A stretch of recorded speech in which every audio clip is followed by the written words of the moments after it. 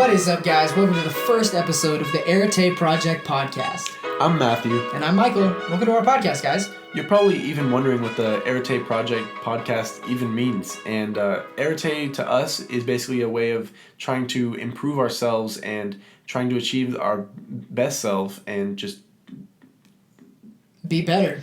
Yeah. The first time I ever heard about the word arete, or even what it means, is I was listening to a Art of Manliness podcast with Brett McKay, and he talked about how the Greek men came up with this idea, this word that meant excellence in all areas, and that's what arete means. It just means being the best that you can be in every area of your life. And now you're probably even wondering why we're even talking about this in general. Or even who we are. Now, yeah. So, who are you, Matt? I'm Matthew. I was born in the Washington State area, and I am interested in arete and just betterment in myself in general because I started wrestling when I was around 11 years old, and wrestling is a very difficult sport. And if you've ever wrestled, you know and you can relate with how just going through something so difficult and persevering and staying determined and pushing through it, because I wrestled all the way through my senior year in high school, and I was able to go to the state tournament 3 years in a row, and that was an accomplishment in of itself. And I've always been trying to just get better at myself, and wrestling just helped me become a better holistic person in general. Yeah, and for me, I mean, I've done sports my whole life, lots of outdoor activities, I think I've just gone through a lot in my life for somebody how young I am. You just turned 18. Yeah. I'm almost turning 19 in a couple of days, less than a month. For me, the Arete Project is just about improving yourself and just being the best that you can be in fashion, personal life, mental life, your physical health, everything that is like makes up a person, just being trying as to good be as you can more be. Holistic. Yeah, being as good as you can be. We kind of came up with these tenets or pillars of the Arete Project and what they mean, and let's just go through them a little bit. Yeah, so the first one that we have is personal improvement and how we can improve ourselves and just personally, and it basically has to do with our philosophy on life and our attitude and mental state. Not so much mental, that's a different pillar, but yeah, just being the best you can be in your personal life. I guess this one just is an overarching one. Very broad. It's a very broad, like just being the best that you can be in your personal life. With your family, with your friends, with your spouse, with your parents, just being the best person that you can be. And just always trying to put your best foot forward and check your attitude and leave whatever else you had in your past behind and just focus on the now. Yeah, I think a big word for that one would be like humility. Showing humility, showing kindness, being patient. all those core personal traits, I think, that aren't exactly physical, but they're the softer traits that most people wouldn't really consider a man to even be, but it's very important in every great man. And it is what a man truly should be. A man shouldn't be someone who's hard and tough all the time, but a man should really have a soft side. That's very, very true. I think that's a stigma that men can't be soft or can't be kind or can't be good people, but I think that's what makes a great man. Mm-hmm. It's the combination of being a great man physically, mentally strong, and soft and caring and loving. I think that's what makes a great man total. Yeah, definitely. The second one would be, the second pillar would be of mental improvement. Talk a little bit about that, Matt. Just how to be like mentally tough and, go through a lot of hard situations, because everyone in life is going to go through at least one thing difficult, no matter how easy your life may be, from wealthy to poverty. You're probably going to go through a million hardships in your life, and being able to fight through all those different things that you're going to have to face. Like, for example, I'm a wrestler, so cutting weight was a huge hardship in my life, and having to deal with, the mental aspect of like dehydration and starvation, and still trying to just be mentally tough and perform at the highest skill level that I can. And, Well, not even just mental toughness, too. I think it's mental improvement as well. Like always being alert on just being well-read, well-spoken. Mentally, you're just sharp. You're always ready to go. You're always on top of things. I think that's another huge thing. Yeah, totally. Yeah, definitely a lot of attitude and philosophy in this one as well, and just how you see the world around you. Very true.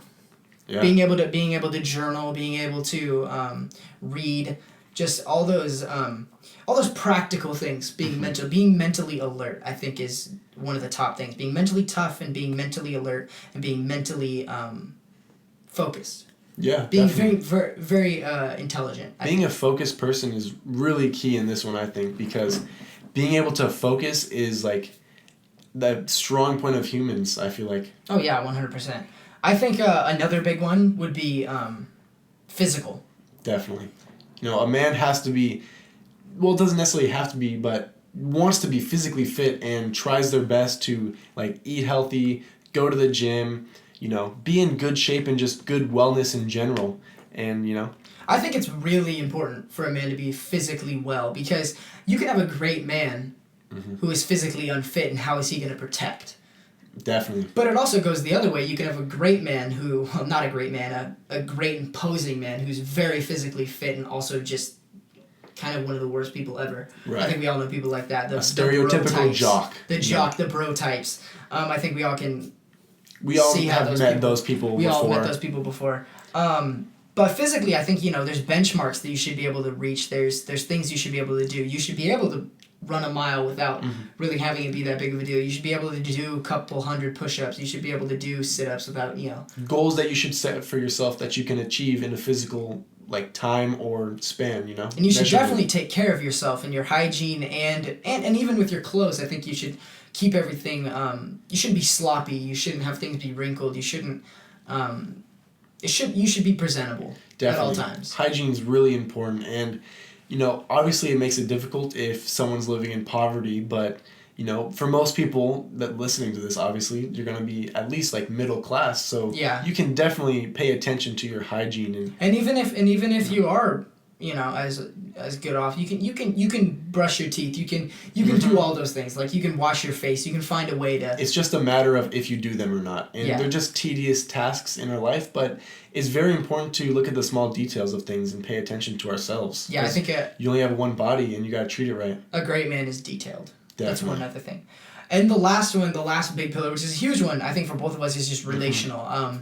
Your relationships with your friends, your relationships with your parents, your relationships with, women, or if you're a lady, men. Yeah, so just having good relational skills, being a person who is personable, being a person who's caring to his family, a person who can take care, just all those relational skills.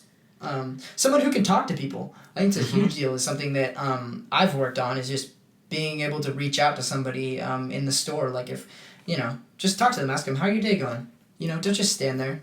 Being able to interact appropriately in social interactions. I think that's something a lot of people have lost because, you just stand there and you're on your phone, but there's a person right there.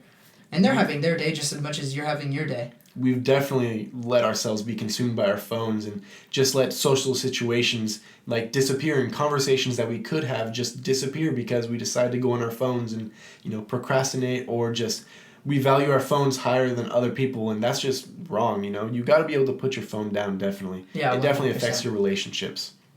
All right, well, we're gonna kind of shift gears for just a second and talk about how we met. So you want to tell the story, Matt? We met in high school junior year. We both were going to a brand new high school called North Creek High School. We both came from different high schools with bad experiences. We both played football, and we knew what the toxic characteristics of the jock type was like, and we both decided that we didn't want any part of that, and we both were very, at this point in our lives, focused on just self-improvement. And just randomly, out of the blue, somehow we got 3 classes together out of the 6. And I don't know, I was looking at this dude, and I thought he was a little, he's like a pretty boy looking. Yeah, my junior year, I weighed I'm the same height as I was, but I was probably about 140 pounds.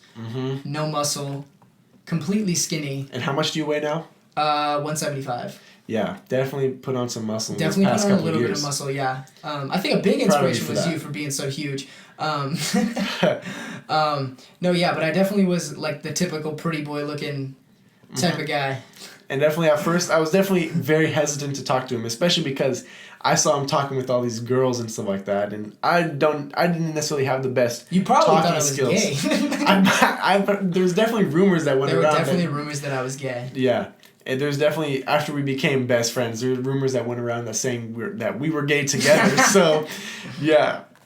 I mean, we had 3 classes together: history, French, and English. English. Yeah.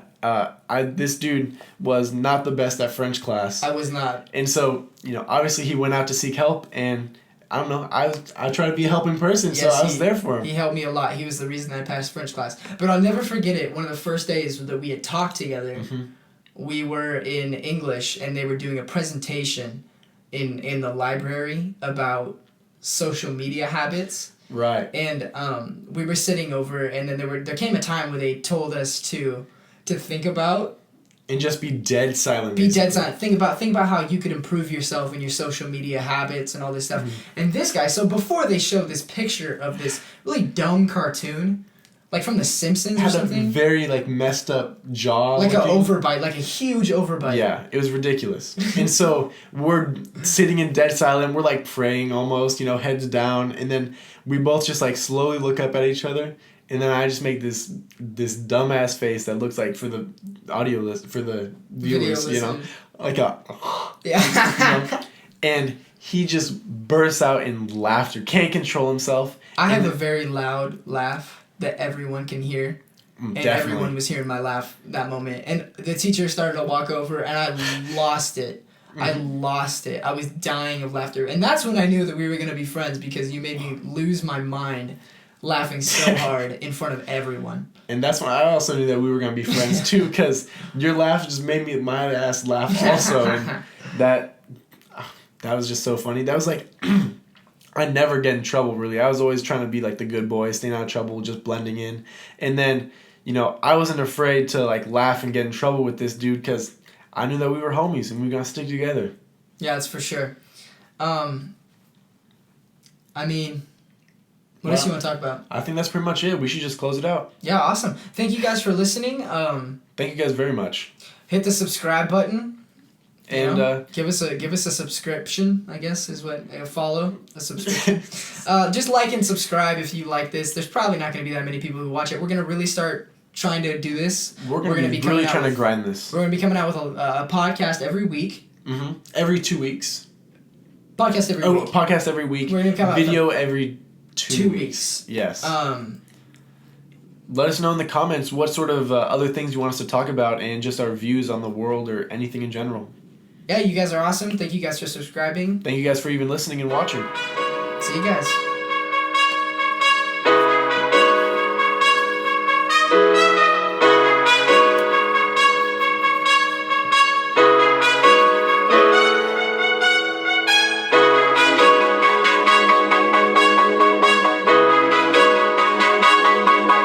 I'm just going to get 20 seconds of audio.